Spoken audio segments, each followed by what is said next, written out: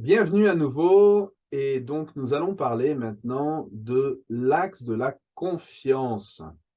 J'espère que vous avez regardé et visionné la vidéo sur comment promouvoir la confiance, parce qu'on aborde déjà les 9 dimensions de la confiance que je vais reprendre ici. Donc si vous n'avez pas regardé la vidéo, allez la visionner pour que vous sachiez de quoi on parle. Donc la confiance a 9 dimensions, je vais les rappeler très rapidement. Nous avons l'axe de la conscience avec la foi, le pardon et l'authenticité. Nous avons l'axe de la connexion avec l'empathie, le focus et la responsabilisation. Et nous avons l'axe de la cohérence, de l'apprentissage et de la coopération. Et donc, on va voir qu'il existe en tout 3 axes, 3 piliers les 3 piliers du leadership qui sont liés à l'axe de la confiance. Et le premier pilier, c'est ce qu'on appelle l'axe de l'amour et de l'attraction, qui est composé en fait par 3 dimensions, qui prend une dimension de chaque axe de la confiance. Donc, nous avons l'empathie, le pardon et la coopération. Je vais passer maintenant en revue chacune de ces dimensions-là pour vous montrer dans la pratique, qu'est-ce qu'on peut faire pour commencer à développer cette dimension-là au niveau du leadership et qu'est-ce qu'il faut arrêter de faire. Et donc, nous allons passer en revue comme ça les piliers de la confiance. Donc, le premier pilier, l'axe de l'amour, qui commence par l'empathie. Alors, l'empathie, qu'est-ce qu'il faut commencer à faire? Il faut commencer justement à chercher à comprendre comment ma performance est perçue.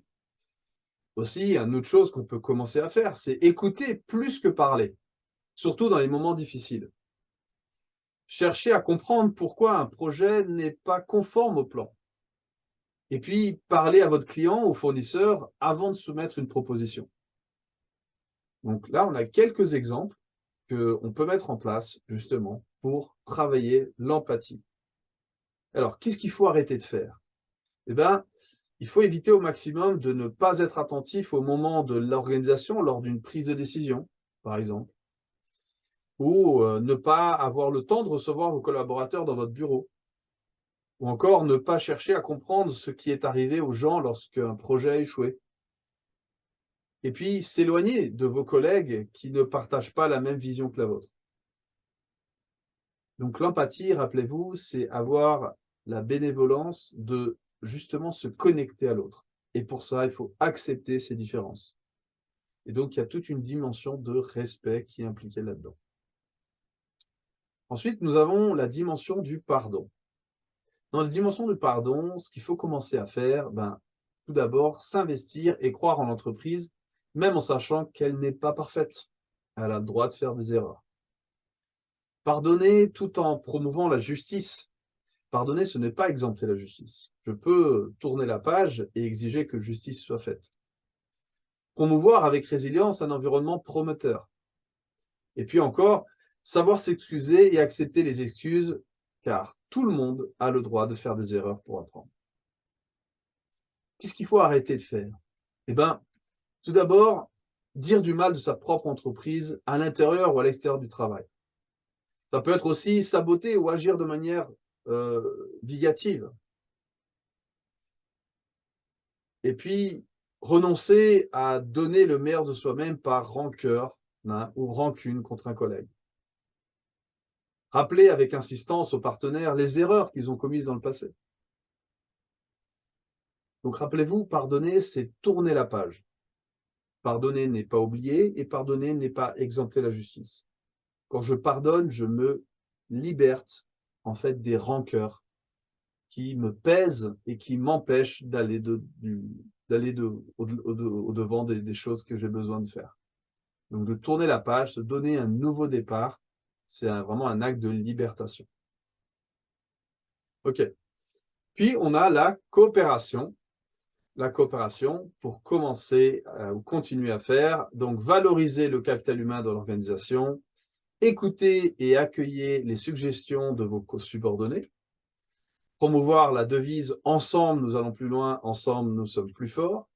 Et puis encore, Rencontrer régulièrement les clients et les fournisseurs pour trouver des meilleures façons de prospérer ensemble. Alors, qu'est-ce qu'il faut arrêter de faire? Confondre la méritocratie avec la culture de chacun pour soi. Ou encore prendre des décisions seul, puis les communiquer simplement par mail. Ne pas suivre la planification stratégique parce que vous n'avez pas participé à son élaboration. Ou encore, juger inutile de faire une enquête de satisfaction des clients et des fournisseurs. Voilà, c'est quelques exemples qu'il faut arrêter de faire pour éviter justement l'individualisme. Ok, donc nous avons ici les 3 dimensions. La dimension de l'empathie qui nous amène à la dimension de la coopération qui nous ramène à la dimension de l'empathie. Alors, plus je serai empathique, plus je serai capable de pardonner. Plus je suis capable de pardonner, plus je peux coopérer. Plus je coopère, plus ça m'amène à être empathique. Et donc, je rentre dans un cercle virtueux, donc qui me permet de, à chaque fois, promouvoir de plus en plus d'attraction à partir de l'amour. Dans la prochaine vidéo, je vais vous inviter à voir maintenant le pilier de la vision et de l'inspiration, qui est le 2e pilier du leadership sur l'axe de la confiance. À très bientôt.